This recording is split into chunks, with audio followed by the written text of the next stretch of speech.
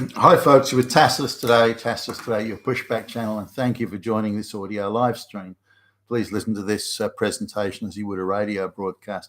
In this essay, I'd like to talk about the Australian government's debt relief program for college kids, students. Now, this is not dissimilar to some of the other things you're seeing around the world, whether in the United States, Canada, or elsewhere, but just focusing on the Australian one for the moment. I should digress a little bit. That years ago now, I was in my 20s, and there was an education department talk about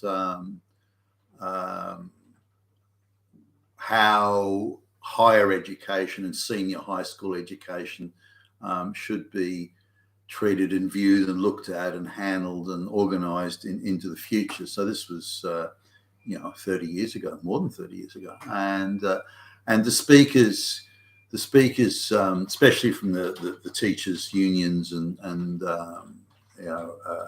academic unions, that sort of thing, and gender studies type activists, they were there saying that the one of the ways to create equity in a society, that is equal outcomes, one of the ways to create was to give everybody a degree. So the argument was that people who had degrees or had masters or had PhDs were treated with respect and reverence. They got better jobs, they got higher incomes. So what we need to do to create an equal society or again equity is we just give everybody a PhD. Look, give everyone a PhD, therefore everyone's equal. Everyone will get a good job. Everyone will get high pay. Everyone will be treated with respect. Everyone will be revered, and so on. That of course is utterly absurd, and it's a very Marxist way of looking at things. And the Soviet Union did this. Communist societies did this. Well, engineers get respect, so we'll just make everybody an engineer, so everyone gets respect. So rather than creating the respect and the outcomes that they imagine they're going to exist, instead they just devalue the whole exercise. So PhDs and master's degrees and so on become meaningless. So even back then, and again it's a while ago, the speakers, the activist speakers, who by the way it ended up being them that won the day over the longer term, the activist speakers were saying that the high school kids, it should be a budget that a minimum of 50%, of high school kids, this is kids that start high school, first year high school, the minimum 50% should go through to get a post-grad qualification. That means 50% must end up getting a master's. Now, the problem with that is there aren't that many bright kids around. If you look at the master's, less than 1% of kids that started back in that then, less than 1% of the kids who started high school ended up getting a master's. So it was a rare thing. Maybe 1 in every 170 people had a master's. Now it came to PhD, it was like 1 in every 1,000 people had a PhD.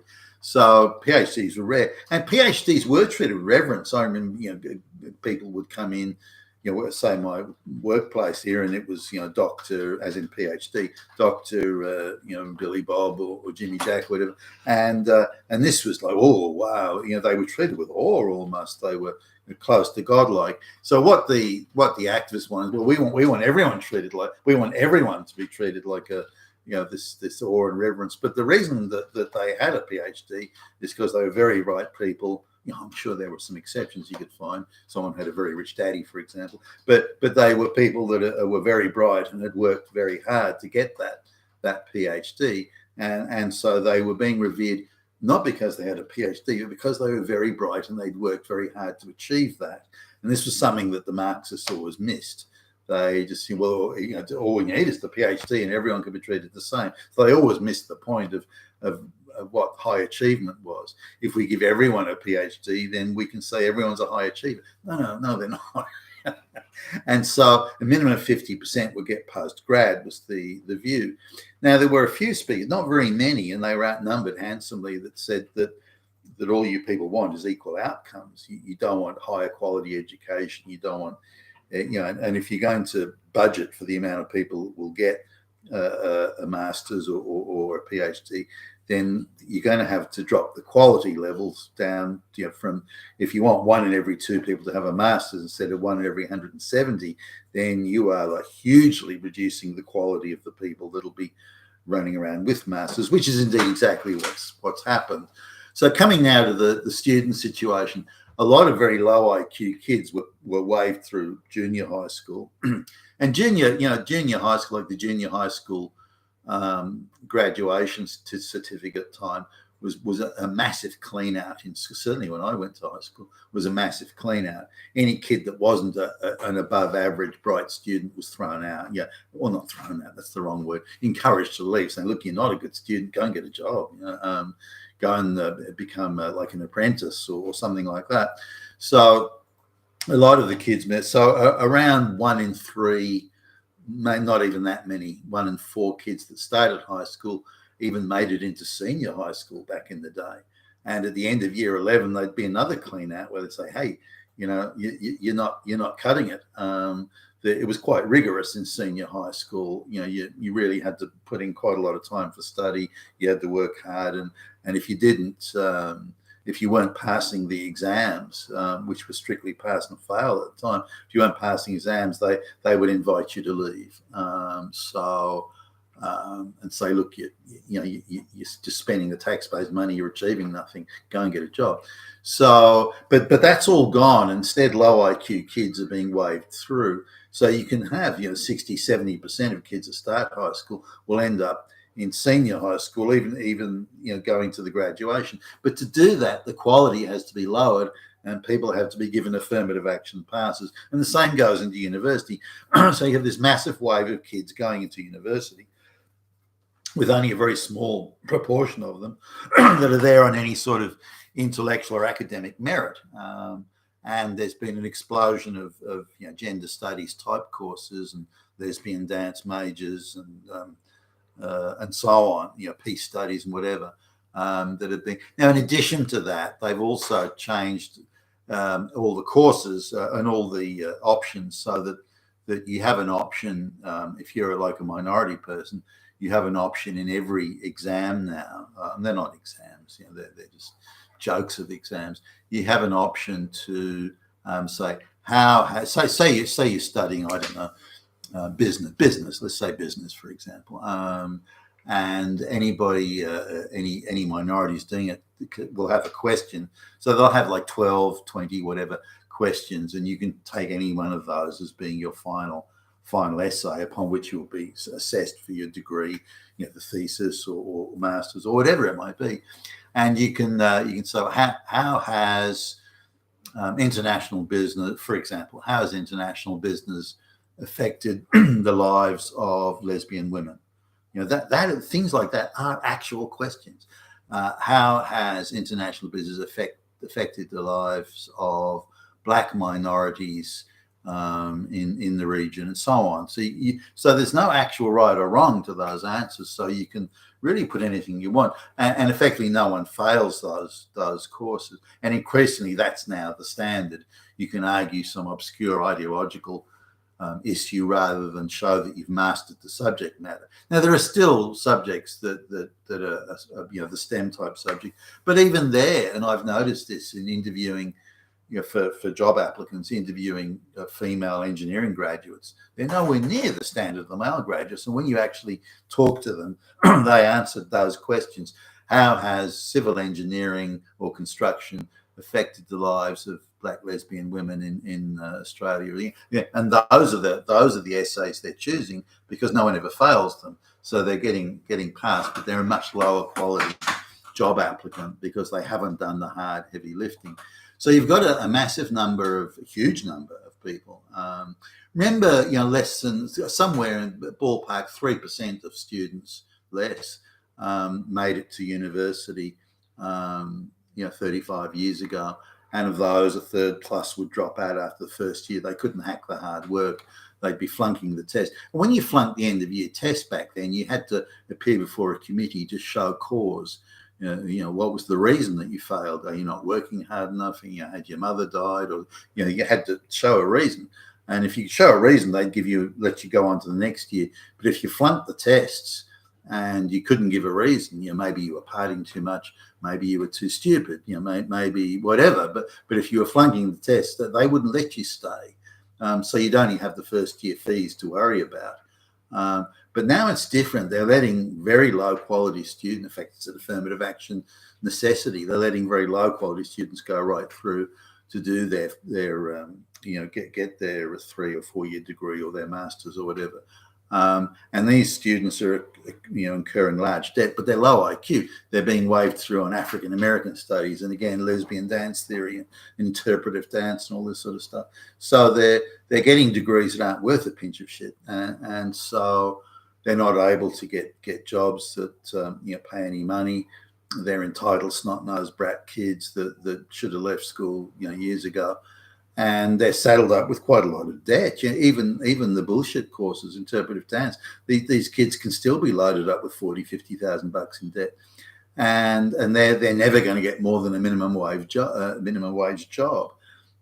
So what the Australian government's done is, and this was already somewhat in place, but what they're saying now is that until you make like if you look at the average wage in Australia, the range, it's sort of depending on where you go and whose numbers you look at. It's between sort of today anyway, between $55,000 and $75,000 a year for the average wage. This assumes someone working full time.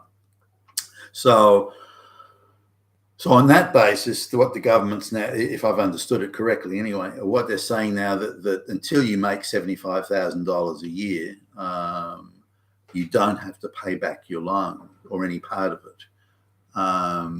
And it may be 72,000, but I think it's 75. But but it's within that average wage band at least, and the upper end of it. Now, and you don't have to pay back any of your loans. So as long as you're below that threshold, and that threshold increases each year by a slight amount, as long as you're below that threshold, you'll never have to pay back your college loan.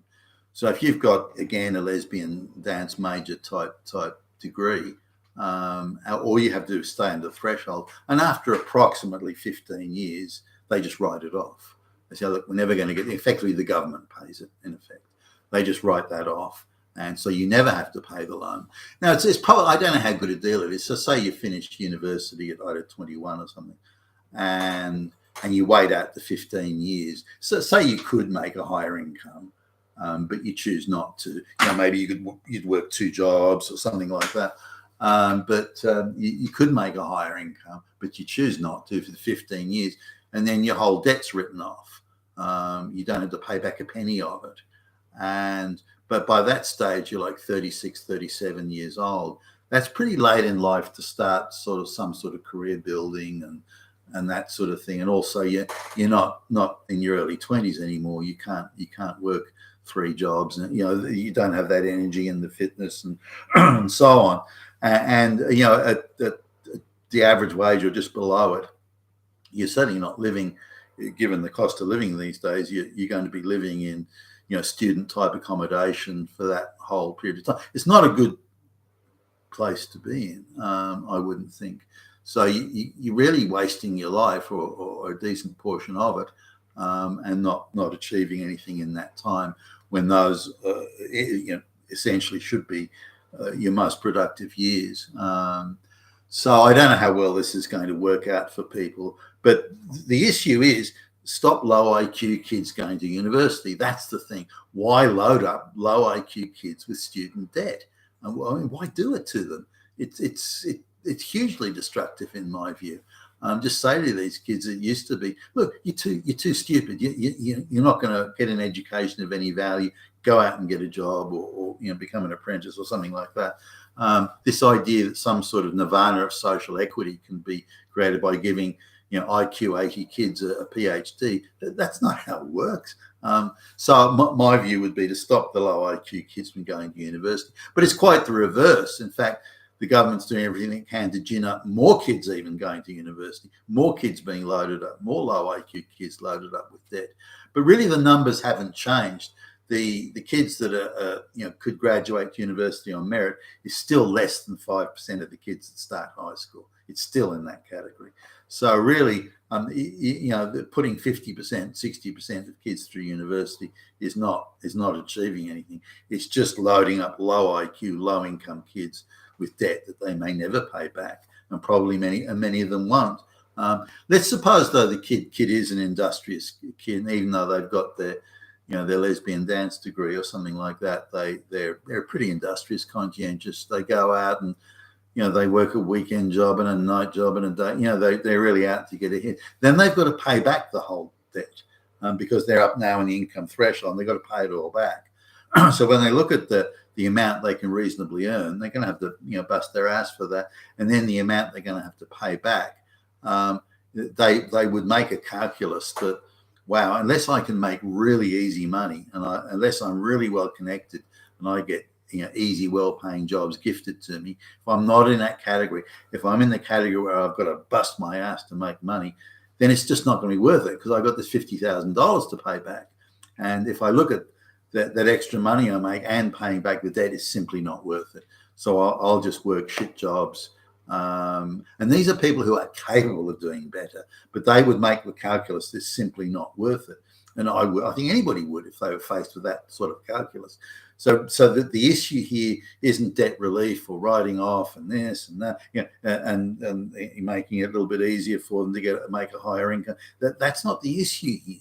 The issue here is stop sending low IQ, lazy, entitled, punk-ass kids to university on the basis it's going to create this insane Marxist nirvana. It won't. It never will. And all it's doing is ruining the lives of these, low IQ kids that are really from the day, given the architecture of this setup, you're ruining their lives, their entire lives, and there'll be rare exceptions to that.